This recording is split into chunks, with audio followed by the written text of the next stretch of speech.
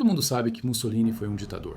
Camisas negras, punhos erguidos, discursos de sacadas, mas quase ninguém fala sobre o que acontecia a portas fechadas. A tortura com óleo de rícino que deixava homens adultos em praças públicas cobertos com suas próprias imundícies por dias. O tribunal especial que sentenciou 20 mil pessoas sem direito a recurso. As celas de concreto em ilhas vulcânicas, onde prisioneiros apodreciam sob nomes retirados dos registros governamentais.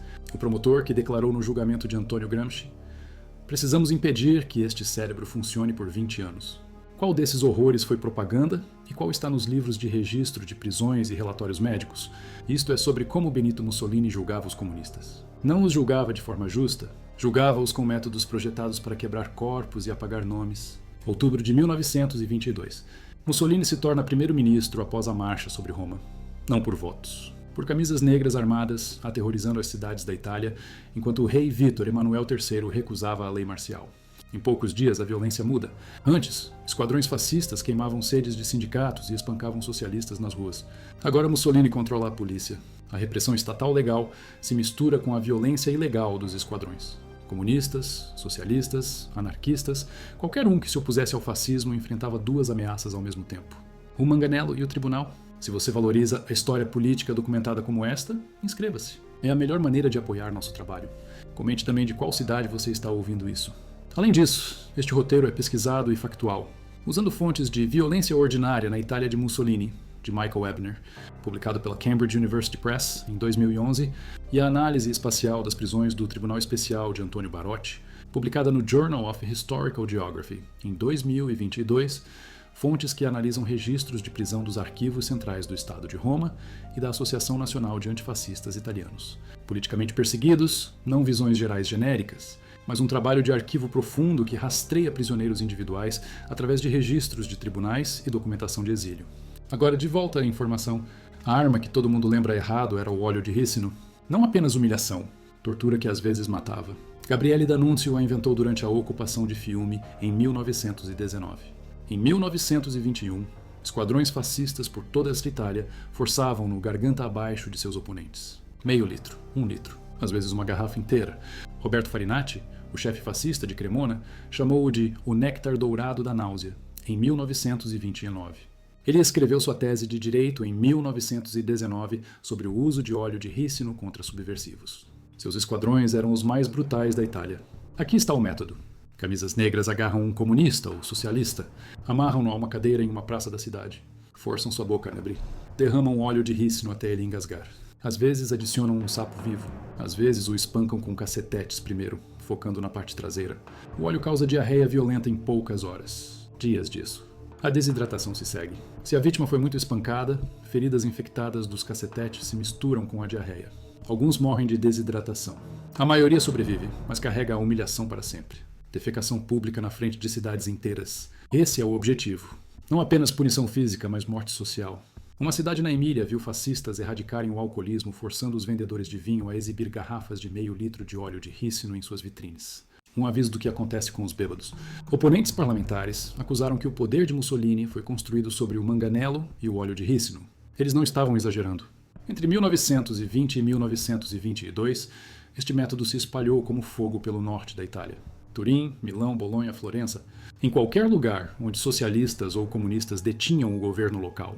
Mas o óleo de rícino foi apenas o ato de abertura. 10 de junho de 1924.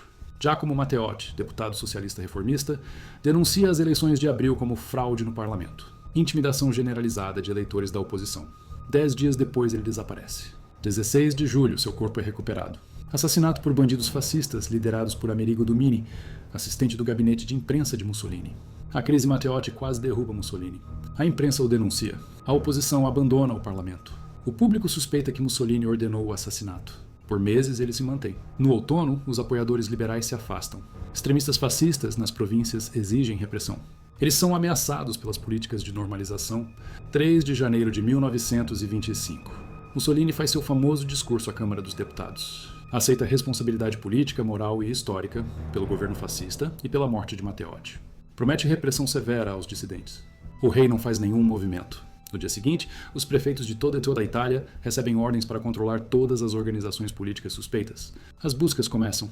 As prisões se multiplicam. A era constitucional termina 5 de novembro de 1926. Novas leis apertam o controle.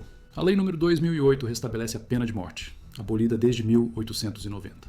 Agora ela retorna para tentativas contra o rei, a rainha, o herdeiro aparente ou o primeiro-ministro. Para a espionagem, para a rebelião armada. A Lei nº 1848 sobre segurança pública expande os poderes da polícia. Detenção preventiva. Confino, exílio interno sem julgamento. 9 de novembro, poderes de emergência ativados após a tentativa de assassinato de Mussolini por Anteo Zamboni em Bolonha em 31 de outubro.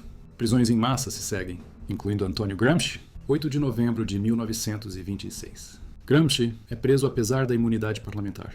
Ele é um membro fundador do Partido Comunista Italiano, deputado eleito pelo Vêneto em abril de 1924, secretário do partido desde agosto de 1924. A polícia ignora sua proteção legal.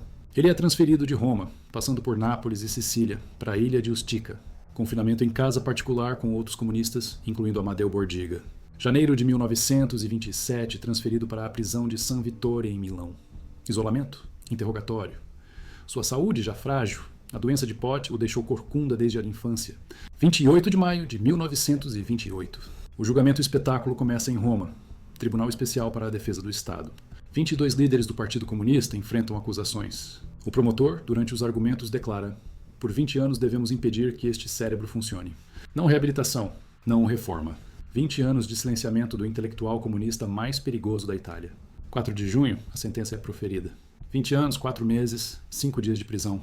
Gramsci recebe uma das sentenças mais pesadas. Transferido para a prisão de Turi, perto de Bari, condições superlotadas. Ele sofre de distúrbio urêmico que o deixa incapaz de andar. Seus dentes caem. Seu sistema digestivo falha. Janeiro de 1929, recebe permissão para escrever em sua cela. 8 de fevereiro, começa o primeiro caderno do cárcere. Ao longo de 11 anos, ele escreve mais de 30 cadernos e 3.000 páginas. Em 1933, é transferido para uma clínica em Fórmia. Ainda lhe é negado atendimento médico adequado. 1935, transferido para a clínica Quisisana em Roma, previsto para ser libertado em 21 de abril de 1937. Muito doente para se mover. Morre em 27 de abril, aos 46 anos. Combinação de arteriosclerose, tuberculose pulmonar, pressão alta, angina, gota, distúrbios gástricos agudos. O regime o transferiu da prisão para o hospital para evitar a acusação de que o encarceramento causou sua morte. Não funcionou, mas Gramsci era um nome entre milhares. O Tribunal Especial para a Defesa do Estado opera de 1927 a 1943. 16 anos. Ele processa aproximadamente 30 mil indivíduos. Não são tribunais comuns. Tribunal Militar. O presidente é um general do Exército. O promotor é o procurador-geral militar. O procedimento segue o Código Penal Militar. 7 juízes, todos devem ser membros do Partido Fascista. Todos juram obedecer às ordens do Duce sem discuti-las e servir a causa da Revolução Fascista com todo o meu poder, e, se necessário, com meu sangue. Não é necessário diploma de direito, apenas lealdade. De 1927 a 1937, 3.596 sentenças foram proferidas. Tempo total, 15.300 anos. Sentença média de aproximadamente 5 anos. Somente em 1926, 21 mil pessoas foram julgadas. Dos aproximadamente 30 mil processados pelo Tribunal Especial ao longo de sua existência, podemos rastrear 2.400 presos entre 1925 e 1927 em detalhes. 93,7% homens. Idade média de 30,8 anos. A expectativa de vida na Itália na época era de 54,9 anos.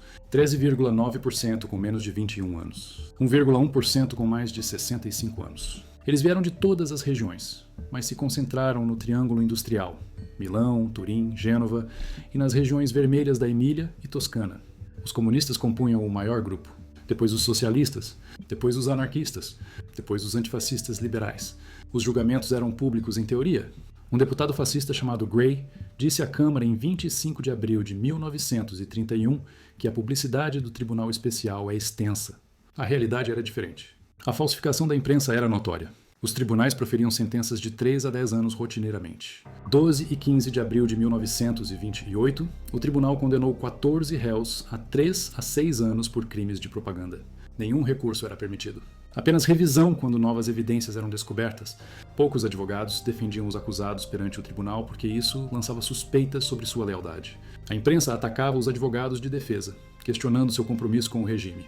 Os prisioneiros viajavam algemados em vagões-celas, anexados a lentos trens de terceira classe. Viajavam apenas durante o dia. À noite, os trens paravam em cidades com prisões. Os prisioneiros eram transferidos para cadeias locais acorrentados, ou passavam a noite em vagões-celas sem comida. Um prisioneiro descreveu ser empacotado nos trens mais lentos da Itália, ironicamente chamados de acelerados.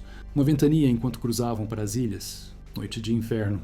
Impossível descansar. Ondas quebrando pelas vigias. As estatísticas da pena de morte contam parte da história.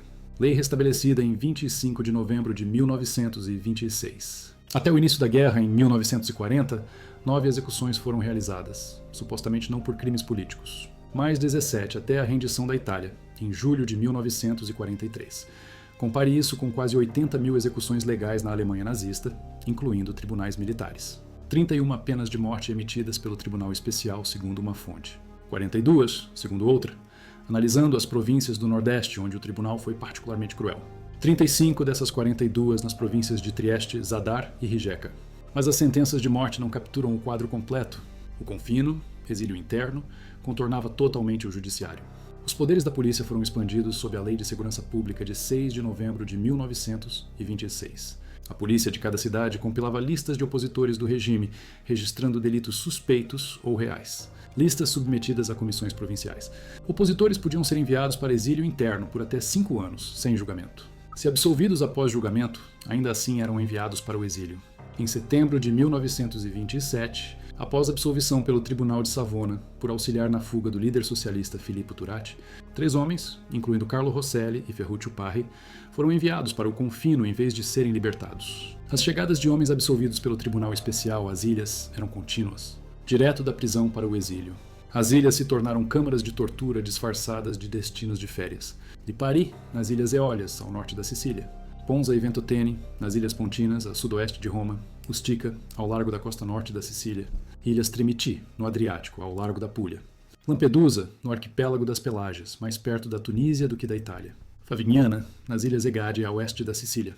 Essas ilhas serviram como locais de punição por milhares de anos. Imperadores romanos exilavam ali membros incômodos da família. Reinos italianos do século XIX as usaram como colônias penais. Mussolini reviveu a tradição com eficiência burocrática. Arturo Bocchini, recém-nomeado chefe de polícia, partiu em novembro de 1926 para localizar locais para deportados políticos. Focado em ilhas pouco povoadas, uma consequência interessante se seguiu. Forçar socialistas, anarquistas, liberais e comunistas a viverem juntos criou condições para a disseminação e o desenvolvimento de ideias de oposição que o regime combatia. As ilhas se tornaram universidades-prisão. Os deportados organizaram programas educacionais que abrangiam desde o nível básico até a mais alta produção teórica. Luigi Longo, líder comunista e prisioneiro, declarou que Ventotene era um centro de formação política dos confinados e de organização para a paz e a liberdade dentro do país. Vamos olhar os detalhes de Lipari. A colônia operou de 1926 até 10 de janeiro de 1933, quando todos que necessitavam de exílio foram realocados para a vizinha Ponza. 16 mulheres sofreram confinamento em Lipari por atividades antifascistas. Seus nomes? Luigi Aberto, dona de casa anarquista de Adria, sentenciada em 27 de janeiro de 1932. Agatha Bertolini, camponesa republicana de Monterotondo, sentenciada em 29 de agosto de 1927. Maria Serravano, costureira anarquista de Bolonha, sentença de 5 anos em 11 de outubro de 1927. Palmira Cicolerio, dona de casa apolítica de Roma, sentenciada em 31 de outubro de 1927. Leia Giacaia, professora de Bolonha, soube da morte de sua filha enquanto estava sob custódia policial. Após cumprir pena de prisão de 6 de junho de 1929 a 27 de outubro de 1931 por propaganda comunista, foi imediatamente sentenciada ao confino por 5 anos em 18 de novembro de 1931. Transferida para Ponza em 5 de janeiro de 1933, pena comutada para 2 anos de liberdade condicional graças à anistia em 11 de julho de 1934. 15 outras mulheres com histórias semelhantes. Geograficamente do norte e centro da Itália. Politicamente, predominantemente comunistas ou anarquistas. 7 ocupações diferentes. 5 identificadas como donas de casa, o que as unia. Cada uma delas ofendeu o Estado. As condições nas ilhas variavam, mas compartilhavam características. Os deportados viviam em cabanas miseráveis, se casados em quartéis, se solteiros. Todos os internados deviam se apresentar em suas moradias ao pôr do sol. Nenhum lugar público podia ser visitado. O correio era rigidamente censurado. 3 relatórios diários à milícia eram exigidos. 3 meses de prisão por chegar 1 minuto atrasado. Mussolini declarou em um discurso de dezembro de 1930 que 8 liras por dia eram indispensáveis para os trabalhadores. No mesmo mês, a mesada para os confinados foi reduzida de 10 para 5 liras diárias. Com 5 liras, aproximadamente 25 centavos, os homens se sustentavam. Mais 1 lira para a esposa, meia lira por filho. Poucos trouxeram famílias. Alberto Giacometti, prisioneiro em Ventotene, descreveu a folhagem crescendo, a ilha servindo apenas para abrigar piratas. Uma corrente de condenados libertados foi enviada com a tarefa de limpar o mato e abrir caminhos. As populações locais às vezes mostravam simpatia. Em Lipari, confrontos com a milícia fascista em 1929 levaram a uma atitude abertamente hostil dos locais em relação ao regime. Isso levou à decisão de transferir a colônia de Lipari para Ponza para evitar novas e possíveis fugas. Mas a simpatia não impediu o sofrimento. O velho prefeito de Molinella, Dr. Giuseppe Massarenti, sentou-se no porão de um navio com outros prisioneiros. Antiga cidadela da liberdade italiana, agora algemado, as ondas e a escuridão. A OVRA, Organização para a Vigilância e Repressão do Antifascismo, operou a partir de 1927. Oficialmente nunca apareceu em documentos governamentais. O nome oficial permanece incerto. Polícia Secreta chefiada por Arturo Bocchini. O inspetor Francesco Nudi chefiou a OVRA inicialmente, sendo depois substituído por Guido Leto. Compilou arquivos sobre aproximadamente 130 mil potenciais subversivos. Uma rede de aproximadamente 100 mil informantes. Até 1930, organizava cerca de 20 mil batidas semanais. Aproximadamente 6 mil pessoas foram presas pela OVRA, principalmente comunistas e membros do movimento Justiça e Libertà. Foram julgados pelo Tribunal Speciale ou enviados para o exílio. Cerca de 4 mil presos, segundo outra estimativa. 10 executados. Os métodos de tortura sob custódia não eram oficialmente relatados, mas os relatórios vazavam de qualquer forma. Uma forma de espancamento conhecida como Santo Antônio era usada em Milão. Segundo os relatos, um escorpião era colocado no umbigo do prisioneiro com um copo por cima. Outros métodos incluíam espancamentos prolongados com cacetetes, privação de sono, confinamento solitário em celas de concreto, racionamento de fome. Prisioneiros eram mantidos por meses ou anos sem acusações. Se absolvidos, eram enviados para o confino de qualquer maneira. A lei servia de cobertura para a ilegalidade. Carlo Rosselli representa a experiência do exílio. Fundador do movimento Justiça e Liberdade em 1929, unindo liberais e socialistas moderados. Autor de um livro sobre Mazzini e Bakunin. Preso sem julgamento, internado em Ustica no verão de 1927, no momento em que a Sociedade para a História do Risorgimento lhe concedeu um prêmio por seu livro.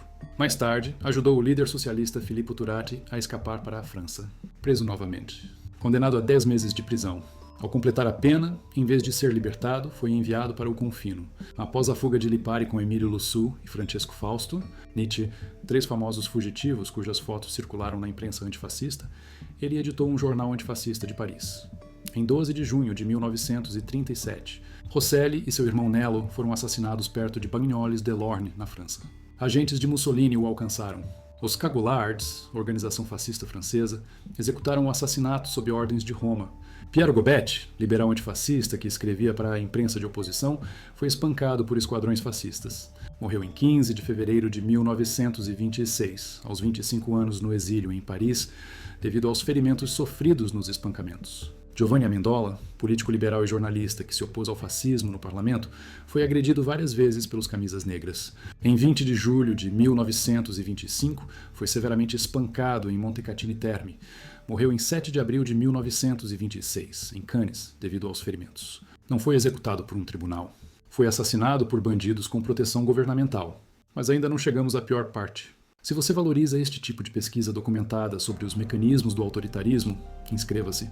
É assim que continuamos a produzir conteúdo historicamente preciso, utilizando registros de tribunais e documentação prisional. Voltando ao assunto, a natureza sistemática da repressão usava o espaço como arma. As prisões não eram aleatórias. Padrões espaciais e temporais mostram um sistema sofisticado de controle populacional.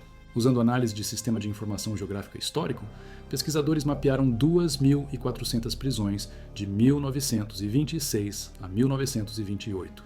Os resultados mostram agrupamento em centros industriais e regiões vermelhas, como esperado. Mas as prisões se espalharam muito mais amplamente. Todas as regiões viram prisões políticas. Todas as províncias. Pequenas cidades e áreas rurais ao lado das cidades. As diferenças urbano-rurais revelam a estratégia. As cidades viram prisões em massa durante janelas temporais específicas. As áreas rurais viram um gotejamento constante. As regiões fronteiriças viram vigilância intensificada. O índice Knox, que analisa a proximidade espacial e temporal das prisões, revela padrões. Próximo no tempo, próximo no espaço. 2,59% das prisões. Estas representam varreduras coordenadas, batidas em massa. Próximo no tempo, não próximo no espaço. 9,73%. Operações nacionais atingindo múltiplas regiões simultaneamente. Não próximo no tempo, próximo no espaço. 2,9%. Vigilância contínua em localidades específicas. Não próximo no tempo, não próximo no espaço. 84,78%. A linha de base. Pressão constante em todos os lugares, sempre. As prisões concentraram-se nas províncias de Milão, Turim, Gênova, Bolonha, Florença, Veneza, Roma, mas também números significativos na Apulia, no sul, em Trieste e nas fronteiras do Nordeste. Por quê? Milão, Turim e Gênova formam o Triângulo Industrial. Redutos da classe trabalhadora. O Partido Comunista literalmente nasceu na Emília e na Toscana. O pré-congresso do Partido Comunista Italiano foi realizado em Imola, Emília, em novembro de 1920. O Congresso de Livorno, em janeiro de 1921, onde o Partido Comunista Italiano foi fundado, viu a dominação de delegados toscanos e emilianos. As províncias do Nordeste, Trieste, Zadar, Rijeka, foram recentemente anexadas. Minorias eslovenas e croatas. Tensões irredentistas. O Tribunal Especial foi particularmente cruel lá. 35 das 42 penas de morte totais no Nordeste. A análise da idade dos detidos revela um movimento jovem esmagado. A idade média é de 30,8 anos. 13,9% tem menos de 21 anos. Estes não são revolucionários endurecidos, são estudantes, jovens trabalhadores, pessoas que deveriam ter um futuro. A análise ocupacional mostra que a classe trabalhadora foi o alvo. 58,2% vem do setor econômico secundário, trabalhadores industriais. Compare com 26,9% da população em geral. Apenas 12,7% vem do setor primário, agricultores, trabalhadores agrícolas, em comparação com 51,6% da população em geral. 29,1% são de ocupações terciárias. O regime temia os trabalhadores industriais.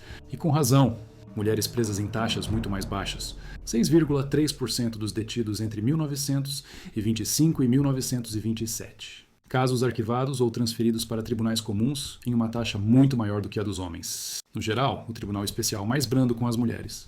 Mas aquelas cujos casos permaneceram no tribunal foram tratadas como homens na sentença e na prisão. Mulheres e homens foram submetidos a longos períodos de vigilância após a libertação. Uma vez presos, ambos poderiam passar anos na prisão, no exílio ou sob vigilância, independentemente da culpa ou inocência. Um sistema projetado não para a justiça, mas para o controle. A vigilância após a prisão ou condenação operava independentemente da condenação. Pessoas absolvidas ou libertadas continuavam a ser monitorizadas durante anos, por vezes décadas. 940 pessoas de uma amostra de 2.400 prisões foram monitorizadas após a libertação ou arquivamento do caso. Os seus endereços residenciais eram rastreados. Os seus movimentos restringidos eram obrigados a apresentar-se regularmente à polícia. As suas perspectivas de emprego destruídas. A sua marginalização social completa. O padrão geográfico dos locais de vigilância mostra que a vigilância se concentrava nas mesmas regiões das prisões. Turim, Gênova, Florença, Bolonha, Veneza, Milão, região de Roma, Apulia, espalhando o controle como uma teia de aranha por toda a Itália. A duração da vigilância variava. Alguns foram monitorizados até o colapso do regime em 1943. Isto significa que alguém preso em 1926 podia enfrentar 17 anos de vigilância, mesmo que absolvido. 17 anos de relatórios policiais. 17 anos sem poder viajar livremente. 17 anos marcado como inimigo do Estado. A punição estendia-se muito para além das paredes da prisão. Os números totais permanecem em disputa. Aproximadamente 30 mil indivíduos processados pelo Tribunal Especial ao longo de 16 anos. 2.000 oponentes políticos mortos, de acordo com uma estimativa. Isso inclui execuções do tribunal, assassinatos extrajudiciais por esquadrões, mortes por tortura, mortes por condições prisionais. 7.000 judeus italianos assassinados durante o Holocausto, mas isso é posterior, principalmente após a ocupação alemã em setembro de 1943. De 1922 a 1943, sob o governo direto de Mussolini, cerca de 2.000 mortes por razões políticas. Pequeno em comparação com a Alemanha nazista ou a União Soviética, mas cada morte calculada. Cada uma enviou uma mensagem. Comparado ao Texas moderno, população com mais da metade do tamanho da Itália dos anos 30, executando 20 a 30 pessoas anualmente, 65 execuções de março na marcha sobre Roma, até 10 de junho de 1940, entrada na Segunda Guerra Mundial, parecem contidas. A comparação perde o ponto. O fascismo italiano não precisava de execuções em massa. Humilhação com óleo de rícino, exílio em ilhas, vigilância constante, morte social. Isso alcançou controle sem mártires. O Código Rocco, promulgado em 1930, efetivo em 1º de julho de 1931, adicionou mais crimes à lista de pena de morte. Reintroduziu a pena capital para alguns crimes comuns. Até o início da guerra, em 1940, 9 execuções supostamente não por ofensas políticas. Outras 17 até a rendição em julho de 1943. O Tribunal Especial preferia o encarceramento e o exílio. Preferia a vigilância. Preferia quebrar os oponentes através do isolamento e da marginalização social, em vez de criar mártires. Quando executavam, como nas fronteiras eslovenas e croatas, faziam-no para aterrorizar minorias e cimentar o controle italiano. A resposta do Partido Comunista Italiano à repressão revela a eficácia. O partido literalmente nasceu em janeiro de 1921 no Congresso de Livorno. Imediatamente, enfrentou uma onda violenta de repressão que matou centenas de militantes. Como Karl Radek escreveu em março de 1923, o terror atingiu o ponto em que os camaradas italianos relataram que os trabalhadores não se aventuravam a falar em voz alta nos bondes. O Partido Comunista passava por um período de dificuldades inéditas, forçado a oferecer sacrifício após sacrifício no altar da guerra de classes revolucionária. O único partido que lutou consistentemente contra as forças de rua de Mussolini, apesar da falta de meios, o Ufficio Primeri, escritório para trabalho ilegal, chefiado por Bruno Fortichiari, construiu uma organização clandestina em toda a Itália a partir da primavera de 1921. Mas o isolamento se endureceu. Na época em que Gramsci foi preso em novembro de 1926, o partido já operava clandestinamente em células. Líderes se reuniam em segredo, muitos no exílio. A resistência italiana, que emergiu durante a Segunda Guerra Mundial, tinha raízes no antifascismo, que se desenvolvia a partir de meados dos anos 20. Em memória dos combatentes partidários, especialmente de inspiração comunista e socialista, memória do Biênio Rosso e das lutas violentas contra os esquadrões fascistas de 1919 a 1922. Alguns esquerdistas consideraram-na uma verdadeira guerra civil em defesa das classes populares contra as forças reacionárias. Quando a Itália assinou o armistício com os aliados em 3 de setembro de 1943, a resistência armada começou. Batalha em Roma no dia em que o armistício foi anunciado. Unidades do Régio Exército, Divisão Sassari. Granatieri de Sardenha, Divisão Piave, Divisão Ariete II, Divisão Centauro, Divisão Piacenza, Divisão Lupi de Toscana, além de Carabinieri. Infantaria, artilharia costeira lutaram contra os alemães. Muitas cidades, incluindo Turim, Nápoles, Milão, foram libertadas durante as revoltas antifascistas. Um oficial da inteligência alemã estimou as baixas alemãs em combate contra os guerrilheiros no verão de 1944, de 30 mil a 35 mil, incluindo 5 mil mortos confirmados. Kesselring, o comandante das forças de ocupação alemãs, ofereceu seu próprio número: 20 mil. 5 mil mortos, 7 a 8 mil desaparecidos ou sequestrados, incluindo desertores, e um número semelhante de feridos graves. Ambas as fontes concordaram que as perdas dos guerrilheiros foram menores. Até o final do ano, reforços alemães e as forças restantes de Mussolini esmagaram a revolta.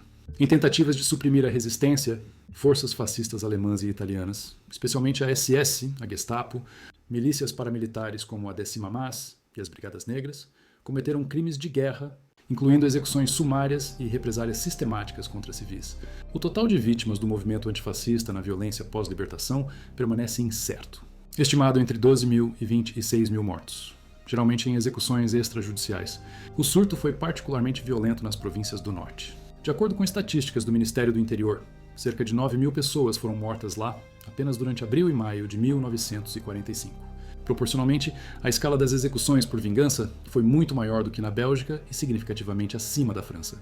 18 fascistas proeminentes executados, incluindo Mussolini, Fernando Mezzasoma, Luigi Gatti, Alessandro Pavolini, Achille Starassi, foram exibidos na Piazzale Loreto, em Milão. Significativo porque os corpos de 15 inimigos executados do regime de Mussolini foram exibidos na mesma praça no ano anterior. O acerto de contas veio, mas veio em sangue, 27 de abril de 1945. A coluna de Mussolini foi parada por um grupo de guerrilheiros perto do Lago Como. Ele foi descoberto caído em um veículo do comboio. Condenado à morte pelo Comitê de Libertação Nacional para o norte da Itália. 28 de abril. executado junto com sua amante Clara Petacci. Na Vila de Giulino di Mezzegra, Walter Aldizio, guerrilheiro comunista, é geralmente aceito como o executor. Na noite de 28 de abril, os corpos de Mussolini, Petacci e 16 outros fascistas executados foram carregados em uma van, transportados para o sul, para Milão. Nas primeiras horas de 29 de abril, foram jogados no chão da Piazzale Loreto. Uma multidão se reuniu. Os corpos foram pendurados pelos pés em uma viga de metal. Cuspidos, espancados, urinados, quando foram enviados para o necrotério, os restos estavam irreconhecíveis. O homem que construiu o poder com óleo de rícino e porrete terminou pendurado de cabeça para baixo enquanto Milão zombava. Mas a história não termina com o cadáver de Mussolini. O Manifesto de Ventotene, escrito em 1941 por Altiero Spinelli e Ernesto Rossi enquanto estavam em confino, apresentou visões anti-establishment. Nascido e desenvolvido no exílio, permaneceu a base teórica para muitas reivindicações feitas por pensadores federalistas em toda a Europa.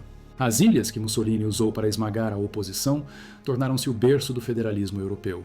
Prisioneiros de diferentes origens políticas, punidos por razões semelhantes, desenvolveram estruturas intelectuais que moldaram a Europa pós-guerra. Ventotene, Ponza, Lipari, estas não eram apenas prisões. Eram incubadoras involuntárias das ideias que ajudariam a construir a unidade europeia moderna. A continuidade do aparato estatal após 1943 levanta questões incômodas. A falha na purga de ex-fascistas de dentro dos tribunais significou que a justiça de transição foi incompleta. Os preconceitos ideológicos e as políticas anticomunistas das classes dominantes continuaram. Os julgamentos espetáculo de guerrilheiros na era republicana, do verão de 1945 ao início dos anos 50, demonstraram a continuidade do Estado. Os documentos de Umberto Terracini e Lélio Basso, promotores do Comitê de Defesa Pró-Guerrilheiros, mostraram que a repressão judicial estava enraizada no desejo de continuidade do aparato burocrático. O poder que fascistas e colaboracionistas mantiveram dentro da administração estatal é simbólico do conflito entre reforma e conservação, entre forças políticas moderadas conservadoras e socialistas comunistas dentro da sociedade italiana nos anos 50. O conflito se traduziu em intimidação e repressão da dissidência, mesmo dentro de uma democracia formal. O legado permanece contestado. O tratamento de Mussolini aos comunistas foi relativamente brando em comparação com o genocídio de Hitler ou os expurgos de Stalin. Os números sugerem que sim. Cerca de 2.000 mortes políticas de 1922 a 1943. 65 execuções legais antes da guerra. 30.000 processados pelo Tribunal Especial. Compare com milhões mortos no Holocausto. Milhões no Gulag. 80.000 execuções legais na Alemanha nazista. O fascismo italiano parece quase contido. Mas a contenção perde o mecanismo. Mussolini não precisava de assassinatos em massa. Ele foi pioneiro na morte social. O óleo de rícino criou humilhação pública que destruiu reputações sem martírio. O confino criou exílio sem clamor internacional. O Tribunal Especial criou uma fachada legal para a repressão política. A Ovra criou um estado de vigilância com 100.000 informantes, observando 130.000 suspeitos. Cada pessoa presa era rastreada por anos, independentemente da condenação. Cada membro da família era suspeito. Cada associado era vulnerável. Este era o controle através da ansiedade. O controle através da destruição do tecido social. O controle através de tornar a própria oposição socialmente inaceitável. O gênio, se é que podemos chamar de gênio do mal, foi fazer os italianos policiaram a si mesmos. Quando os trabalhadores não ousavam falar alto nos bondes em 1923, isso não era violência estatal. Era autocensura, nascida de ver vizinhos desaparecerem. Quando uma diária de 5 liras tornava impossível trazer a família para o exílio, isso não era prisão. Era separação familiar por estrangulamento econômico. Quando advogados se recusavam a defender acusados perante o Tribunal Especial por medo de arruinar suas próprias carreiras, isso não era repressão legal. Era cumplicidade da classe profissional nascida de um cálculo racional de alto interesse. A análise espacial das prisões revela isso claramente. 84,78% das prisões não estavam próximas no tempo ou no espaço de outras prisões, significando que a maioria das pessoas foi presa em relativo isolamento. Não eram batidas em massa. Eram desaparecimentos individuais. Seu vizinho preso na terça-feira. Outro desaparecido na sexta-feira. Nenhum padrão visível. Nenhuma resistência coordenada possível. Apenas a ansiedade constante de que você poderia ser o próximo. O agrupamento que ocorreu, 2,59% próximos no tempo e no espaço, serviu para demonstrar periodicamente o poder do Estado. Prisões em massa a cada poucos meses lembravam a todos o que poderia acontecer. Depois o retorno à linha de base. Pressão constante e de baixo nível em todos os lugares, sempre. A dispersão geográfica conta a mesma história. Todas as regiões viram prisões. Todas as províncias. Pequenas cidades e áreas rurais foram proporcionalmente visadas tanto quanto as cidades. Não dava para se esconder no campo. Não dava para se misturar às multidões urbanas. O Estado alcançava todos os lugares. As províncias do Nordeste viram vigilância intensificada especificamente por causa das minorias étnicas. 35 das 42 penas de morte ali enviaram uma mensagem: resista à autoridade italiana e morra. Não apenas para eslovenos e croatas, para todas as populações fronteiriças. A lealdade ao Estado não era negociável. A experiência das mulheres revela uma dimensão de gênero. Eram presas em taxas muito mais baixas. Os casos eram arquivados com mais frequência. Mas quando os casos permaneciam no tribunal, eram sentenciadas como homens. As 16 mulheres em Lipari, donas de casa, costureiras, professoras, funcionárias de escritório, representam um corte transversal da atividade antifascista feminina. Lea de Acalha soube da morte da filha enquanto estava sob custódia policial. Depois passou anos na prisão e no exílio. As mulheres pagaram um preço duplo: perseguição política e quebra de tabus sociais, separação familiar e estigma social. No entanto, elas se organizaram, ensinaram em universidades prisionais. Mantiveram redes que sobreviveram até a resistência. As condições da prisão quebravam as pessoas. A deterioração de Gramsci documentada em cartas. Dentes caindo. Incapaz de andar. Sistema digestivo falhando. 11 anos escrevendo na cela. 30 cadernos. 3.000 páginas. Tudo enquanto o corpo desabava. O promotor queria parar seu cérebro por 20 anos. Conseguiu isso destruindo seu corpo. Gramsci morreu em 27 de abril de 1937. Nunca viu seu segundo filho, Giuliano, nascido em 30 de agosto de 1926 em Moscou. Sua esposa, Julia Schucht, permaneceu na União Soviética. Sua cunhada Tatiana forneceu apoio durante todo o encarceramento. Piero Sraffa forneceu materiais de escrita e atuou como interlocutor com Palmiro Togliatti. Uma rede de apoiadores o manteve vivo por 11 anos na prisão. O regime ainda venceu. Parou o cérebro matando o corpo. As palavras do promotor no julgamento ecoam: por 20 anos devemos impedir que este cérebro funcione. Não devemos punir este criminoso. Não, a justiça exige uma sentença. Impedir que este cérebro funcione. Reconhecimento de que as ideias eram uma ameaça. Que pensar era um crime. Que o maior perigo para o fascismo não era a violência, mas o pensamento. Gramsci representava a resistência intelectual. Seus cadernos sobre hegemonia, sobre intelectuais orgânicos, sobre guerra de posição versus guerra de manobra, estes desafiavam o projeto cultural fascista em sua raiz. O regime não podia executá-lo. Era muito proeminente. O clamor internacional era muito grande. Então eles fizeram algo pior? Deixaram-no escrever enquanto o matavam lentamente, criando a ilusão de liberdade intelectual enquanto garantiam que nada fosse publicado. Parando o cérebro e isolando-o, esta foi a verdadeira inovação de Mussolini. Não matar a maioria dos oponentes, tornar o assassinato desnecessário. Construir um sistema onde a oposição se tornava socialmente impossível. Onde mesmo pensar em oposição exigia tanta coragem, tanto sacrifício, tanta disposição para aceitar a morte social, que a maioria das pessoas escolhia o silêncio. Os 30.000 processados pelo Tribunal Especial não eram todos resistentes comprometidos. Muitos apenas falaram na hora errada. Associaram-se às pessoas erradas. Leram os livros errados. Moraram nos bairros errados. Compareceram às reuniões erradas. O sistema lançou uma rede ampla intencionalmente. Melhor prender 100 inocentes do que perder um culpado. Melhor exilar 1.000 moderados do que deixar um radical se organizar. O resultado: em 1927, a oposição foi esmagada. O Partido Comunista na clandestinidade. O Partido Socialista fraturado. Antifascistas liberais mortos ou exilados. Sindicatos destruídos. Governos locais substituídos por nomeados fascistas. Imprensa controlada. Universidades expurgadas. Tudo alcançado através de uma mistura de violência legal e ilegal. Através de óleo de rícino e tribunais. Através de exílio e execução. Através de vigilância e pressão social. Através de fazer a vida diária sob o fascismo exigir uma constante performance de lealdade. Os números de vigilância revelam a escala. 130.000 pessoas com arquivos da obra, 1 em cada 400 italianos. 20.000 batidas semanais em 1930. 100.000 informantes. 1 em cada 400 italianos era suspeito ou informante. Imagine viver em um mundo onde qualquer um poderia denunciá-lo. Onde um comentário casual sobre o governo poderia levar à criação de um arquivo. À vigilância, à batida, à prisão, ao julgamento sem apelo, ao exílio, a anos de relatórios policiais. A marcação permanente como inimigo do Estado, esse é o mundo que Mussolini construiu. Não através de violência em massa, mas através de uma burocracia meticulosa de repressão. O Tribunal Speciale cumpriu essa função perfeitamente. Um tribunal militar com aparatos legais. Juízes que juraram lealdade ao Duce, sem apelo. Julgamentos públicos em teoria. Procedimentos secretos na prática. Sentenças com média de 5 anos. Prazos máximos de exílio de 5 anos que podiam se repetir indefinidamente. Revisão apenas quando novas evidências eram encontradas. Evidências controladas pelo regime, uma armadilha embutida na estrutura legal. Preso, julgado, condenado. Mesmo se absolvido e enviado para o confino. Libertado do confino, a vigilância começava. Arquivos de vigilância usados para justificar uma nova prisão. O ciclo se repetia. Algumas pessoas ficaram presas no sistema por décadas. A dispersão espacial da vigilância após a prisão ou libertação mostra a permanência. 940 dos 2.400 presos entre 1925 e 1927 foram monitorados após o processamento do tribunal. Rastreamento até o colapso do regime. Isso significa 16 a 18 anos para alguns. 16 a 18 anos se apresentando à polícia.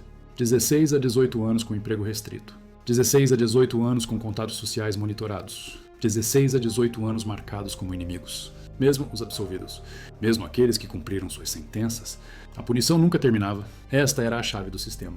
Não reformar criminosos, não dissuadir o crime, marcar inimigos permanentemente, tornar a identidade de oposição uma cicatriz permanente. As ilhas se tornaram símbolos porque concentravam a experiência. Lipari, Ponza, Ventotene, Ustica, Tremiti, Pantelleria, Lampedusa. Rochas vulcânicas no Mediterrâneo e no Adriático. Algumas medindo apenas algumas centenas de metros de diâmetro. Mas elas abrigavam milhares. Lipari sozinha abrigava prisioneiros suficientes para que, quando transferidos para Ponza em janeiro de 1933, fosse necessária uma frota de navios. As condições se deterioraram durante a estadia. A fase inicial em Ustica foi quase agradável em comparação. Gramsci organizou uma escola marxista. Acesso a livros, escrita comida da ilha, mente tranquila. Aceitou o encarceramento como um prisioneiro de guerra. Depois, a transferência para Turi. Condições superlotadas, espancamentos com cacetetes, comida deliberadamente insuficiente. A saúde desabou. A transferência para a clínica veio tarde demais. O corpo já estava quebrado. Os três famosos fugitivos de Lipari, Carlo Rosselli, Emílio Lussu, Francesco Fausto Nitti, tornaram-se um problema de propaganda para o regime. Em 30 de julho de 1929, eles fugiram de barco. Fotos circularam na imprensa antifascista por toda a Europa. Um constrangimento para Mussolini. Rosselli continuou editando um jornal de Paris. Discursos, organização, construção de redes. Até 12 de junho de 1937, quando assassinos o alcançaram. A mensagem foi enviada. Não se pode escapar. Pode-se fugir da ilha. Pode-se fugir da Itália. Ainda ao alcance. Ainda marcado. Ainda morto. Curzio Malaparte, escritor e cineasta condenado a 5 anos em Lipari, escreveu para o Corriere della Sera durante o exílio. A atmosfera sulfurosa vulcânica agravou problemas respiratórios da Primeira Guerra Mundial. A intervenção de Galeazzo Ciano, ministro das Relações Exteriores e genro de Mussolini, o transferiu para Ischia e depois para Forte dei Marmi, na Toscana. Conexões importavam. Os escritos de Malaparte davam um vislumbre da vida. Uma justa posição entre a perspectiva do prisioneiro e a perspectiva do Estado. O livro Ventotene, de Alberto Giacometti, descreveu experiências detalhadas. Fontes primárias do período de exílio apontam para essa tensão. Os prisioneiros organizaram educação, apoio mútuo, desenvolvimento intelectual. O Estado pretendia isolamento, punição, morte social. Consequências não intencionais surgiram. As ilhas se tornaram universidades. Os prisioneiros se tornaram professores. A teoria antifascista se desenvolveu precisamente onde o regime tentou destruí-la. O Manifesto de Ventotene exemplifica isso. Escrito em 1941. Publicado em 1944, após a libertação. Defendia o federalismo europeu. Estados Unidos da Europa para prevenir futuras guerras. Um sistema federal que superasse os Estados-nação. Tornou-se um documento fundador do movimento de integração europeia. Spinelli e Rossi o escreveram no Confino, usando a experiência das divisões nacionais que causaram o fascismo para argumentar pela unidade transnacional. Usando o isolamento imposto pelo regime para desenvolver ideias que ajudariam a desmantelar o autoritarismo nacional em todo o continente. Perfeita ironia. A repressão de Mussolini gerou sua própria antítese. Os números finais permanecem contestados, mas o trabalho de arquivo fornece clareza. Há aproximadamente 30 mil indivíduos processados pelo Tribunal Especial de 1927 a 1943. Destes, sentenças totalizando 15.300 anos foram proferidas de 1927 a 1937. Média de 5 anos. Mas muitos cumpriram mais tempo através de extensões de confino. Muitos foram monitorados por décadas. O total de mortos por razões políticas é de aproximadamente 2.000. Isso inclui 31 a 42 penas de morte pelo Tribunal Especial, dependendo da fonte. Dezenas mortos por esquadrões fascistas em assassinatos extrajudiciais. Mortes por tortura e espancamentos. Mortes por condições prisionais. Mortes no confino por doença, desnutrição, falta de cuidados médicos. Suicídios por desespero. Gramsci morreu por condições prisionais. Gobetti por ferimentos de espancamento. Amendola por ferimentos de espancamento. Rosselli assassinado. Cada morte calculada ou possibilitada pelo regime, o impacto mais amplo ultrapassou os números. Famílias destruídas, carreiras acabadas, redes sociais estilhaçadas. instituições culturais expurgadas, sistema educacional controlado, imprensa censurada. A vida diária exigia uma performance constante de lealdade. Apertos de mão proibidos, palavras estrangeiras substituídas, muros cobertos de slogans. Mussolini tem sempre razão. É melhor viver um dia como leão do que 100 anos como ovelha, forçados a usar vós em vez de vossa senhoria como pronome formal. Cada aspecto da linguagem, gesto, interação social regulado. Criar o homem fascista exigia destruir todo o resto. A resistência que surgiu em 1943 veio de sobreviventes. Aqueles que mantiveram redes clandestinas, aqueles que se recusaram apesar da vigilância, aqueles que aceitaram a morte social em vez da vida fascista. Mulheres e homens que passaram anos em confinamento organizando-se, membros do Partido Comunista que reconstituíram células apesar das prisões, trabalhadores socialistas que mantiveram a solidariedade apesar dos sindicatos destruídos, intelectuais liberais que continuaram escrevendo apesar do controle da imprensa, partisãs que lutaram de 1943 a 1945 vieram de escolas de resistência ensinadas em ilhas de exílio e células clandestinas. Quando o corpo de Mussolini pendurou no Piazzale Loreto, em 29 de abril de 1945, a multidão incluía sobreviventes. Famílias de opositores assassinados, ex-prisioneiros, exilados, pessoas que passaram décadas sob vigilância. Pessoas cujos amigos desapareceram, cujos familiares morreram no confino, cujas carreiras terminaram com condenação judicial, cujas vidas foram marcadas permanentemente pela repressão do regime. Eles cuspiram no cadáver, bateram nele, urinaram nele. Não foi apenas vingança, foi a expressão de décadas de raiva reprimida, de humilhação devolvida, de terror transformado em violência triunfante. O Piazzale Loreto tornou-se um símbolo porque inverteu a dinâmica de poder. Os corpos de 15 partisãs foram exibidos ali, em agosto de 1944, pelos alemães e fascistas como aviso. Agora, 18 corpos fascistas foram exibidos no mesmo local. Lei do olho por olho. O fim correspondendo ao começo. A prestação de contas final da violência, mas a contabilidade estava incompleta. A continuidade do aparelho de Estado significou que muitos funcionários fascistas permaneceram em seus cargos. Juízes que sentenciaram milhares mantiveram suas togas. Policiais que prenderam oponentes mantiveram seus distintivos. Burocratas que mantinham arquivos de vigilância mantiveram suas mesas. A purga falhou. A justiça de transição estava incompleta. Por quê? Desejo de continuidade administrativa. Medo do caos. Necessidade prática de pessoal experiente. Prioridades anticomunistas do governo pós-guerra. Os Estados Unidos e a Grã-Bretanha preferiam uma Itália estável, mesmo com burocratas fascistas, a uma Itália instável com influência comunista. Os cálculos da Guerra Fria superaram a justiça. Partidários foram processados em julgamentos pós-guerra, enquanto colaboradores fascistas andavam livres. Os documentos de Terracini e Basso documentam isso. Humberto Terracini, um dos colegas de Gramsci em Turim. Lélio Basso, intelectual socialista. Ambos documentaram a repressão judiciária continuando após a libertação. Julgamentos e espetáculo de partidários. Viés anticomunista nos tribunais. Falha em purgar juízes fascistas. Continuidade, não ruptura. Isso significa que o sistema de Mussolini sobreviveu a ele. Não o sistema inteiro. Não o fascismo aberto. Mas os mecanismos. Os arquivos de vigilância. Os procedimentos administrativos. Os poderes policiais. A ideologia anticomunista. Estes continuaram. Adaptados à democracia. Usados contra os mesmos alvos comunistas, socialistas, ativistas. Regime diferente. Mesmas técnicas. Ilustra a durabilidade dos métodos autoritários uma vez estabelecidos. Uma vez que a burocracia construída para rastrear 130 mil pessoas se desenvolve, não desaparece da noite para o dia. Uma vez que as redes de informantes são cultivadas, não se dissolvem. Uma vez que o estigma social é anexado à oposição, persiste. O fantasma do sistema assombrou a política italiana por décadas. A análise espacial das prisões mostrou algo mais. Padrões visíveis apenas com o mapeamento GIS de 2.400 indivíduos presos entre 1925 e 1927, acompanhados através do sistema tribunal até 1928. Dados dos arquivos centrais do Estado de Roma, da Associação Nacional de Antifascistas Italianos Politicamente Perseguidos, do Instituto Nacional de Estatística. Cruzamento de registros do Ministério da Justiça, documentos do Ministério da Defesa, registro da Polícia Política, arquivos da NPPI. Resultado: banco de dados com nomes, gênero, datas de nascimento, profissões, endereços, datas de prisão, locais, razões, disposições pré-investigação, disposições judiciais, períodos de detenção, locais de detenção, períodos de vigilância. Esses dados permitiram a análise do índice Knox, mostrando padrões de proximidade espaço-temporal. Análise de pontos quentes identificando aglomerados geográficos. Mapeamento revelando um sistema sofisticado de controle territorial e populacional. Não terror aleatório. Repressão calculada. Estratégias diferentes para regiões diferentes. Operações em massa em centros industriais. Pressão constante em áreas rurais. vigilância intensificada em áreas de fronteira.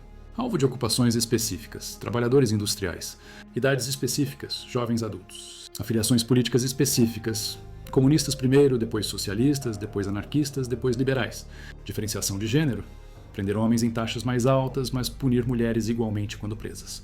O padrão revela que o regime entendia seus oponentes, sabia onde eles se concentravam, sabia quais grupos eram os mais perigosos, sabia como isolá-los, sabia como prevenir coalizões, sabia como dar exemplos sem criar mártires. Essa sofisticação distingue o fascismo italiano de repressões mais brutas. Não violência aleatória, violência burocrática. Não governo da turba. Legalismo autoritário. Não caos, sistema. O Tribunal Especial forneceu fachada legal. A Ovra forneceu inteligência. O Confino forneceu punição sem clamor internacional. O óleo de rícino forneceu humilhação sem morte. Cada mecanismo calculado. Cada um adaptado às circunstâncias. Cada um refinado pela experiência. A prova vem dos arquivos. Registros do tribunal preservados. Arquivos da obra mantidos, livros de registro de prisões guardados, documentação de confino arquivada, nomes, datas, locais, acusações, sentenças. Tudo registrado, tudo preservado. O regime de Mussolini burocratizou sua repressão. Isso significa que podemos reconstruí-la, podemos mapeá-la, podemos analisá-la, podemos entender os mecanismos, podemos ver padrões, podemos contar as vítimas, podemos nomear os mortos, podemos rastrear os sobreviventes. Essa documentação distingue a repressão do fascismo italiano de alguns outros regimes autoritários. Sabemos o que aconteceu, sabemos quem sofreu, sabemos como o sistema operou. Nenhum mistério. Apenas o mal catalogado. As palavras do promotor no julgamento de Gramsci permanecem um resumo mais arrepiante. Por 20 anos devemos impedir que este cérebro funcione. Reconhecimento de que o regime temia ideias mais do que armas, que a oposição intelectual ameaçava mais do que a resistência armada, que a mente de Gramsci representava um perigo maior do que a organização do Partido Comunista. Então eles a pararam, lentamente, legalmente, através de sentença de tribunal e condições de prisão, observando-o deteriorar, documentando seu declínio. Tudo isso enquanto mantinham a ficção legal de justiça. Tudo isso enquanto reivindicavam o Estado de Direito. Tudo isso enquanto insistiam que o regime respeitava os direitos. Essa hipocrisia definia o sistema. Óleo de rícino não era tortura. Era uma medida de saúde pública. O exílio não era punição. Era uma realocação administrativa. A vigilância não era repressão. Era um monitoramento de segurança pública. O Tribunal Especial não era um tribunal político. Era uma defesa da instituição estatal. Cada mecanismo justificado. Cada violência legitimada. Cada abuso normalizado. Até que a oposição se tornou impossível. Até que o silêncio se tornou sobrevivência. Até que o fascismo se tornou a única opção. Foi assim que Mussolini julgou os comunistas. Não através de tribunais honestos. Não através de julgamentos justos. Não através de punições proporcionais, através da destruição sistemática da oposição como possibilidade social, através de tornar a dissidência uma marca de vergonha, através de isolar os resistentes de suas comunidades, através de burocratizar o terror tão completamente que ele se tornou invisível, através da construção de um sistema onde cada italiano participava da vigilância, seja como observador ou observado, através da criação de um Estado onde pensar se tornou perigoso, onde falar se tornou tolice, onde organizar-se se tornou suicida, onde a única escolha racional era o silêncio e a performance de lealdade. Nos arquivos do Estado Central de Roma contém os recibos. 21 mil processados em 1926. 2.400 presos de 1925 a 1927, acompanhados pelo sistema. 30 mil no total, processados pelo Tribunal Especial ao longo de 16 anos. 130 mil com arquivos da Ovra. 940 monitorados após a libertação de uma amostra de 2.400. Nomes preservados, datas registradas, mecanismos documentados. Isso aconteceu. Não é propaganda. Não é exagero. Os próprios registros da Itália fascista provam isso. O regime de Mussolini documentou sua repressão meticulosamente. Agora esses documentos a expõem completamente. A ironia final reside em Ventotene, ilha que Bocchini selecionou em novembro de 1926 para o exílio político. Uma rocha vulcânica pouco habitada no Mar Tirreno, prisioneiros enviados para lá para serem esquecidos. Em vez disso, eles escreveram um manifesto que ajudou a fundar a União Europeia. Spinelli e Rossi usaram o isolamento imposto pelo regime para desenvolver ideias que impediram futuros Mussolinis. Usaram a experiência do autoritarismo nacionalista para argumentar a favor da democracia transnacional.